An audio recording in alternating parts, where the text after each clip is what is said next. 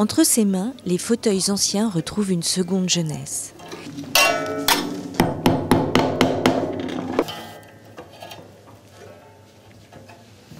Esclarmonde Danède est tapissière d'ameublement. Dans le respect des techniques et des matières traditionnelles, elle restaure et réinvente les sièges de nos maisons. Je trouve que, oui, donner une deuxième vie à un objet ancien au lieu de le mettre à la poubelle, c'est quand même merveilleux. Surtout quand ça a une histoire. Enfin, là, c'est un fauteuil qui a 300 ans, 400 ans d'âge. C'est incroyable de l'avoir encore aujourd'hui de pouvoir le remettre en valeur. Si guindage, cardage et piquage n'ont plus de secret pour elle, la surprise peut toujours survenir.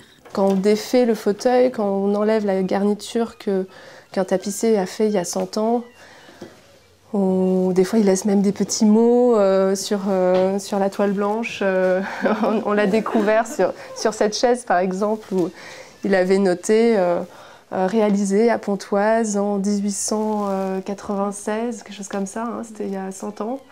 Et il pleut aujourd'hui.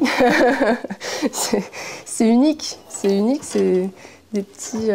on a l'impression de retourner à son époque, d'imaginer, bah tiens, c'est un tapissier aujourd'hui qui n'existe plus, hein, j'imagine, et qui était peut-être tout jeuneau à l'époque, et qui travaillait pour un artisan.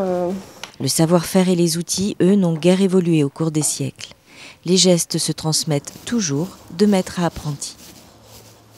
Et je dirais en effet qu'il n'y en a peut-être pas assez dans l'ensemble. C'est au milieu qu'il en manque un petit peu.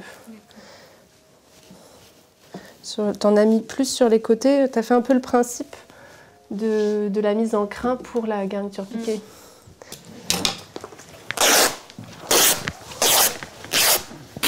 Il faut travailler beaucoup, travailler chez différents artisans, se faire la main pendant plusieurs années avant de se dire qu'on peut s'installer à son compte.